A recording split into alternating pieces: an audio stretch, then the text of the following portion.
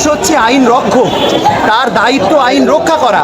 পুলিশি হেফাজতে যখন কোর্ট কোনো ব্যক্তিকে দিচ্ছেন তখন তার পুলিশের দায়িত্ব হলো তাকে সিকিউরড রাখা, সুরক্ষিত রাখা। বম্বে হাইকোর্ট গত বছর 2023 সালের জানুয়ারি মাসে স্পষ্ট রায় দিয়েছেন যে পুলিশি হেফাজতে মৃত্যু হচ্ছে সমাজের জঘন্যতম অপরাধ।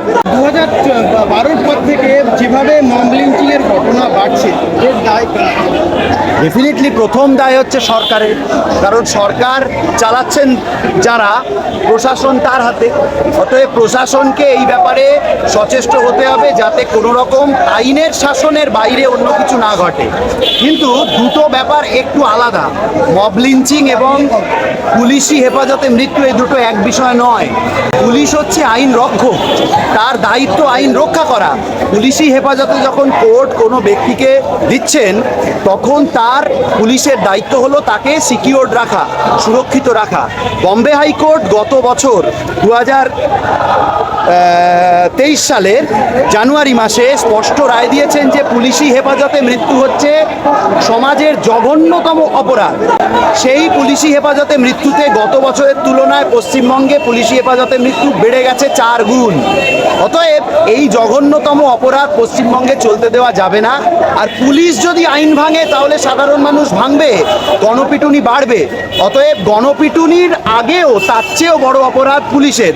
পুলিশ যতক্ষণ না পর্যন্ত আইন নিজের হাতে না তুলে আইন রক্ষকের ভূমিকা না নিচ্ছে ততক্ষণ পর্যন্ত সমাজে শৃঙ্খলা আসতে পারে না।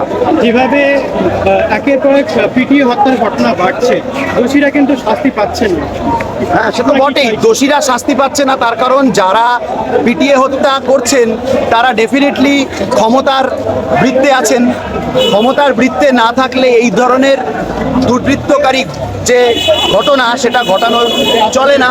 ক্ষমতার বৃত্তে আছেন, প্রশাসনকে সাথে নিয়ে প্রশাসন জেনে শুনেও যদি তাদের বিরুদ্ধে অ্যাকশন না নেন তাহলে বুঝতে হবে যে প্রশাসনের তাতে মদত আছে।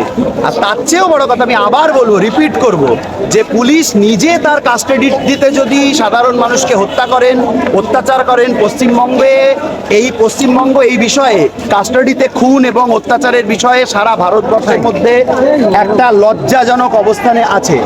বাংলার গণতন্ত্র যদি না উজ্জ্বল হয়, যদি না আইন রক্ষকরা আইন রক্ষার কাজে লিপ্ত না হন, আইন ভাঙতে থাকেন, তাহলে বাংলার জনগণ, সংবিধান যেহেতু কারোর পৈতৃক সম্পত্তি নয়, সংবিধানের প্রিয়াম্বেলে প্রস্তাবনায় স্পষ্ট উল্লেখ আছে, প্রথম বাক্যটা শুরু হচ্ছে we the people of India, আমরা ভারতের জনগণ এই সংবিধানকে আমাদের কাছেই অর্পণ করছি। কাজেই সংবিধান আমার আপনার সকলের।